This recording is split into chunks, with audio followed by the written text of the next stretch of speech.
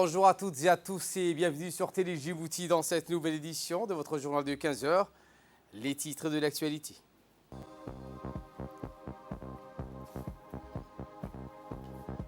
C'était le 44e anniversaire des forces armées djiboutiennes ce matin. Une cérémonie riche en couleurs, en émotions et en drapeaux national flotté à l'entrée du camp Cher Ousmane, dirigé par le ministre de la Défense. Et 20 millions de dollars nécessaires pour l'assistance humanitaire en République démocratique du Congo. Voilà pour les titres, merci. Si vous nous rejoignez sur Télé Djibouti. Le Premier ministre Abdelradel Kamil Mahamad a reçu ce matin une visite d'adieu de l'ambassadeur chinois en République populaire, de l'ambassadeur chinois à Djibouti.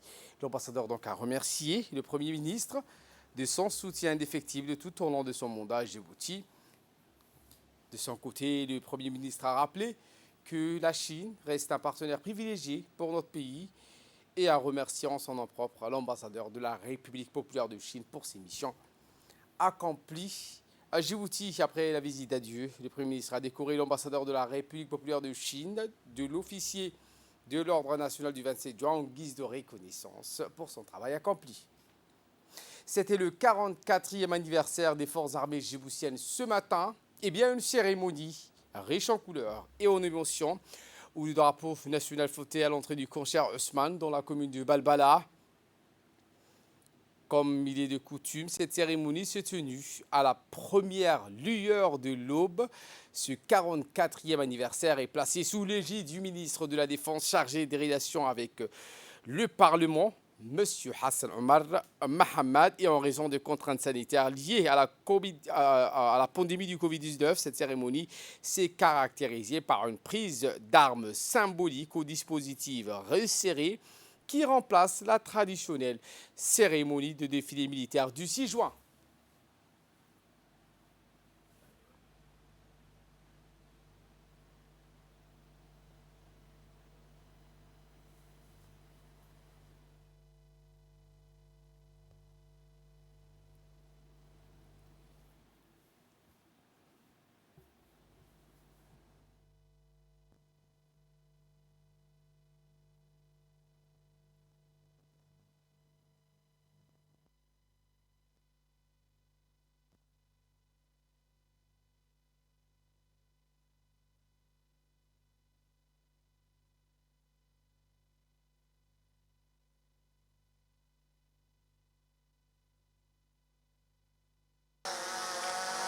Drapeau de corps en formation de la garnison de Djibouti rassemblée pour la cérémonie restreinte commémorant le 44e anniversaire de la création de l'armée djiboutienne.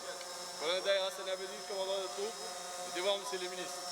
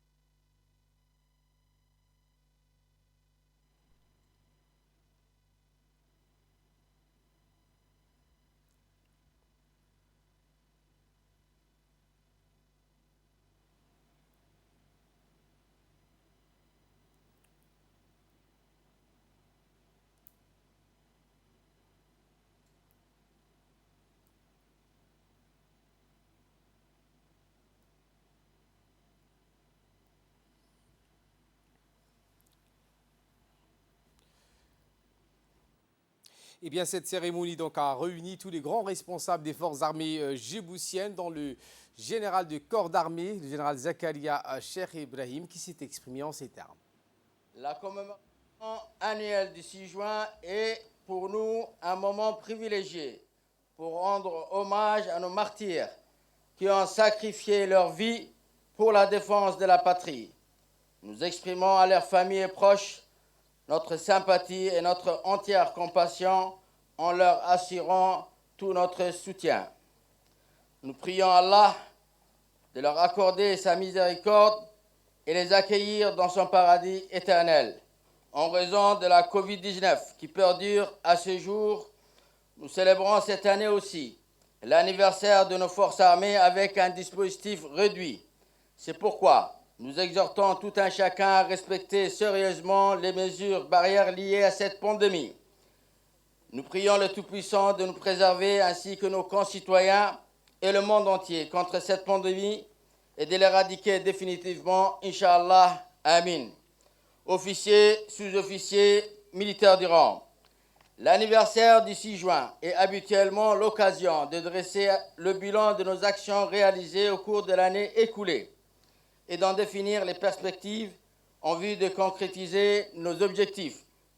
J'ai tout d'abord une pensée particulière pour l'ensemble de nos soldats déployés le long de nos frontières, qui assurent avec détermination la défense de l'intégrité territoriale de notre pays.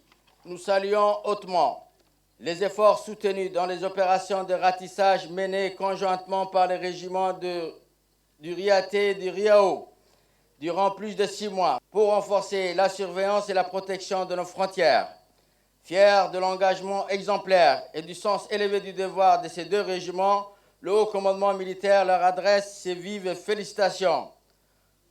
Nous rendons aussi hommage à nos officiers, sous-officiers et militaires de rang déployés loin de leur famille en Somalie, dans le cadre de la MISOM. Nos contingents continuent de s'acquitter avec courage de leurs responsabilités dans le secteur 4 Hiran et dans une partie du secteur Galmudug. C'est une mission difficile mais capitale, car, je le répète, en luttant contre le terrorisme en Somalie, nous combattons son risque d'extension dans notre sous-région. Par la grâce d'Allah et grâce à l'unité du peuple djiboutien, mais grâce aussi à la politique éclairée de son excellence de la République, notre cher pays restera, Inch'Allah, un modèle de stabilité et de paix dans notre région. Je saisis cette opportunité pour exprimer en votre nom et en mon nom personnel nos chaleureuses félicitations et notre admiration à son Excellence Al-Haji Ismail Omar Guelleh, président de la République, chef du gouvernement et chef suprême des armées, pour sa victoire à l'élection présidentielle du 9 avril 2021. Nous lui réaffirmons ici notre ferme volonté de maintenir et de renforcer nos efforts pour défendre l'intégrité et la souveraineté de notre pays. Au nom des armées, nous rendons aussi un grand hommage à la population djiboutienne tout entière pour son engagement et son attachement total à la stabilité de notre pays. Fort de son unité nationale, notre pays profite aujourd'hui d'une évolution économique prometteuse, assurant un avenir meilleur pour les générations futures. C'est pourquoi il est primordial d'œuvrer ensemble pour préserver et consolider notre unité et notre cohésion sociale, quel que soit le prix des sacrifices. Je profite de cette occasion pour exprimer ma reconnaissance à l'ensemble des forces de sécurité du pays, constamment mobilisées pour veiller à la sécurité et la protection de nos concitoyens. C'est aussi le moment pour moi de témoigner de mes remerciements chaleureux au personnel civil des armées pour le travail inlassable qu'ils mènent avec dévouement au service de la patrie.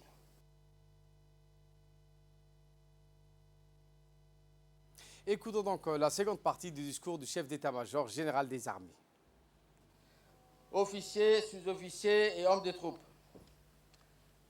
Afin d'atteindre les objectifs fixés dans le cadre de la réforme de notre armée, l'axe d'effort au cours de cette année a été mis sur la valorisation de nos ressources humaines. Nous avons procédé à une redynamisation de 2 bureaux, le bureau formation et le bureau recrutement, essentiel pour le processus de gestion de nos personnels et la programmation de leur formation. Il y a lieu par ailleurs de citer le recrutement cette année de 1200 jeunes, dont 190 de niveau bac et plus, qui favorisera de manière significative le potentiel opérationnel de nos forces. Cependant, ce renforcement doit aller de pair avec des programmes de formation adaptés. Cela nous impose aussi l'élaboration d'un programme d'exercice pour consolider les acquis opérationnels de nos unités dans tous les domaines. En matière de santé, je tiens à exprimer au nom du gouvernement djiboutien toutes mes félicitations aux responsables et cadres du service de santé des armées pour leur sacrifice et leur forte implication dans la lutte contre la pandémie du Covid-19 qui a frappé notre pays à l'instar des autres pays du monde. Votre professionnalisme, votre détermination et votre collaboration sans faille aux côtés du ministère de la Santé dès le début de cette pandémie ont permis de freiner sa propagation dans le pays. Vous avez fait preuve d'une grande capacité d'adaptation et d'une forte cohésion qui ont fait honneur à nos forces armées. Officiers, sous-officiers, militaires du rang, les travaux de construction de nouvelles infrastructures ou de rénovation de celles existantes dans nos régiments se poursuivent avec satisfaction, selon le programme établi pour améliorer le cadre de vie et de travail de nos troupes. La construction de la première phase de 500 logements sociaux à Balbala Sud au profit de nos militaires sera bientôt achevée. Des directives ont été données pour accélérer le branchement de ces logements en eau et électricité. Ce projet s'inscrit dans le cadre de la politique Logement pour tous, initiative du président de la République. Aussi, parmi les œuvres réalisées cette année figure le projet qui nous tenait à cœur depuis plusieurs années. Il s'agit notamment de l'inauguration en avril 2021 par le ministre de la Défense de l'atelier manufacture textile ou maître tailleur au camp Montjetin. Notre objectif est d'atteindre progressivement une autonomie dans l'habillement de nos militaires. Je voudrais féliciter le chef de service Génie Bâtiment et ses personnels pour les excellents travaux accomplis dans le cadre de la construction du bâtiment R+1 au camp Cheikh Ousmane destiné au personnel féminin des armées et des 2 hangars à Ali Une pour le stockage et l'entretien des véhicules du bataillon d'intervention rapide, sans oublier la réhabilitation totale du poste frontalier de Galafi. Au volet des transmissions, un travail remarquable a été accompli dans la rénovation du réseau téléphonique militaire et la mise en place du système visioconférence sécurisé qui nous a permis de poursuivre nos réunions de travail durant la période de confinement.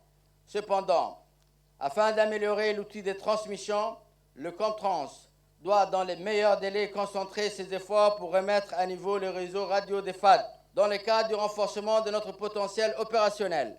La Marine nationale s'est dotée des moyens nécessaires à l'exécution des missions de l'État en mer et de défense des intérêts stratégiques de notre pays. L'acquisition d'un chaland et de 3 patrouilleurs, dont 2 de 53 mètres et 1 de 26 mètres, a été réalisée. 2 autres vedettes rapides seront livrées en fin de cette année. Ces moyens permettront à notre marine de maintenir la sécurité maritime, d'assurer la projection de nos forces et de participer dans la lutte contre la piraterie et la protection de la flotte marchande. Dans le domaine de l'aviation, l'armée de l'air s'est investie dans la construction de nouveaux hangars permettant de désengorger le stockage des moyens aériens et de faciliter leur entretien, mais surtout de se préparer à la réception en octobre 2021 du 2e avion MA-60 et des 2 hélicoptères Mi-17 en 2022. Par ailleurs, afin de concrétiser notre volonté de moderniser notre outil de défense, nous avons donné nos orientations au commandement de l'armée de l'air pour la mise en œuvre d'un programme progressif de surveillance et de gestion de notre espace aérien. Aussi, parmi les projets importants accomplis cette année, il a souligné l'acquisition de 150 camions Oural, qui permettra de soulager les difficultés en mobilité auxquelles sont confrontés nos régiments.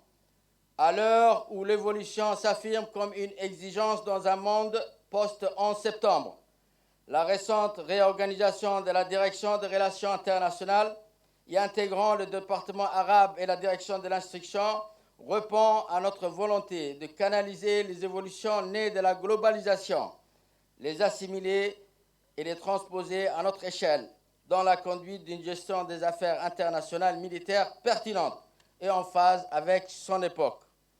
Je tiens à remercier à cette occasion les coopérants militaires pour leur étroite collaboration et l'échange des expériences avec les FAD dans l'intérêt commun de nos pays amis. Officiers, sous-officiers, militaires des rangs et personnels civils des armées partout où vous êtes. Les évolutions louables qu'a connues notre pays durant ces années témoignent tout d'abord de la persévérance de notre peuple uni, de notre attachement aux valeurs de la République et de la volonté du président de la République de conduire notre pays sur le chemin de la prospérité. Cependant, le contexte sécuritaire de notre sous-région, caractérisé par l'émergence de menaces multiformes, exige de nous la poursuite du développement de notre outil de défense pour bâtir ensemble une armée solide, capable de faire face efficacement aux différentes menaces. Avec le même dévouement et l'esprit de sacrifice pour la défense de notre patrie, nous resterons toujours unis sous le drapeau national, comme nous l'avons toujours été, préservant par tous les moyens les intérêts suprêmes et les valeurs sacrées de notre cher pays. Nous prions le Tout-Puissant de perpétuer sur notre pays les bienfaits de la stabilité et de la paix, de nous assister dans l'accomplissement de nos devoirs et de guider notre gouvernement dans ses initiatives pour défendre notre rang parmi les nations. Je vous souhaite à toutes et à tous une bonne fête. Ikitino, Medrimo, Al-Wahda, unité, vive le peuple djiboutien et vive la République de Djibouti, signé le général de corps d'armée Zakaria Cheikh Ibrahim. Eh bien, après ces discours, place maintenant à la cérémonie de dépôt de gerbes, dirigée également par le ministre de la Défense chargé des relations avec le Parlement, Hassan Omar Mohamed, en compagnie du chef d'état-major général des armées, le général de corps d'armée, Zakaria Cheikh Ibrahim. اللهم اغفر له وارحمه اللهم اغفر له وارحمه وعافه واعف عنه وأكرم نزله ووسع مدخله واغسله بالماء والثلج والبرد ونقه من الذنوب والخطايا كما ينقى الثوب الأبيض من الدنس اللهم أبدل دارا خيرا من داره وأهلا خيرا من أهله وزوجا خيرا من زوجه وأدخله الجنة وأعذه من عذاب القبر ومن فتنة النار اللهم لا تحرمنا أجره ولا تفتنا بعده واغفر اللهم لنا وله ولجميع أموات المسلمين الفاتحة له.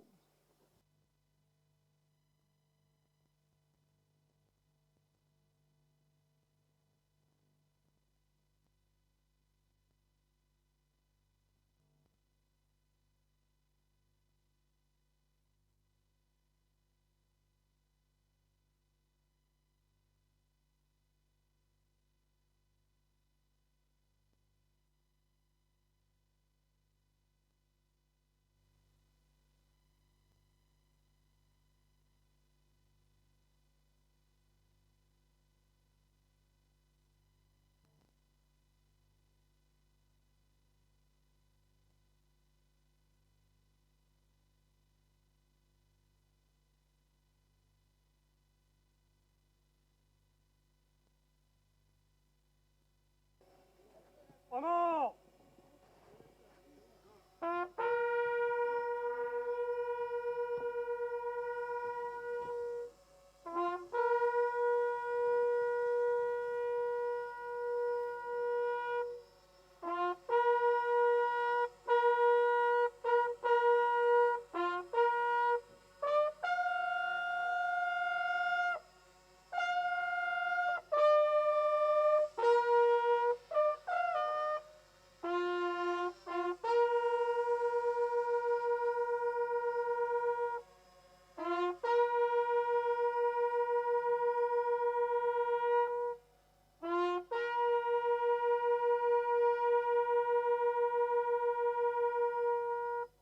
ولا تحسبن الذين قتلوا في سبيل الله أمواتا بل أحياء عند ربهم يرزقون فرحين بما آتاهم الله من فضله ويستبشرون بالذين لم يلحقوا بهم من خلفهم ألا خوف عليهم ولا هم يحزنون صدق الله العظيم. بسم الله الحمد لله والصلاة والسلام على رسول الله. اللهم اغفر لأمواتنا وأموات المسلمين، اللهم اغفر لشهدائنا وشهداء المسلمين، اللهم اغفر لهم وارحمهم وعافهم واعف عنهم وأكرم نزلهم ووسع مدخلهم واغسلهم بالماء والثلج والبرد ونقهم من الذنوب والخطايا كما ينقى الثوب الأبيض من الدنس. اللهم وأبدل دارا خيرا من دارهم وأهلا خيرا من أهلهم وزوجا خيرا من زوجهم وأدخلهم الجنة وأعذهم من عذاب القبر. اللهم لا تحرمنا أجرهم ولا تفتنا بعدهم واغفر اللهم لنا ولهم ولجميع أموات المسلمين. الفاتحة لهم.